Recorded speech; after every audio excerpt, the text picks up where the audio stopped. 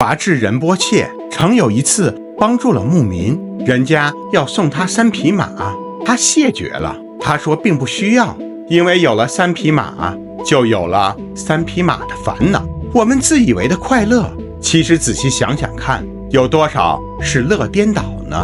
滚滚红尘，众生皆苦。要明白什么是乐，就需要明白什么是苦。佛学有云，苦分3类，第一是苦苦，就是直截了当的苦；第3是行苦，也就是变化无常的苦。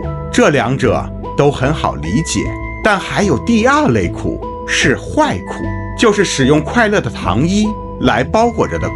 有多少我们追逐的快乐，实际上却只会让我们痛苦。就好像吃自助大餐，当然很快乐，但腹胀难忍，难道不是苦吗？就好像住宽敞大屋，当然很快乐，但高额维护，难道不是苦吗？就好像能职场高升，当然很快乐，但责任重压，难道不是苦吗？当然了，我们不应该把所有的谋求进步的动力都归根为错，但是世人们啊，有多少情况下都是以苦为乐，这不就是乐颠倒吗？喝得酩酊大醉，打牌彻夜不眠，流转种花丛中，苦心巴结专营，到最后再看看，又能得到几分快乐呢？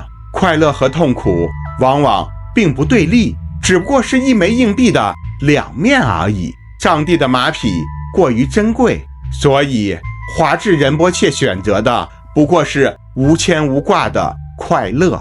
在这个假期中，祝愿大家都离苦得乐。关注我，一起精进。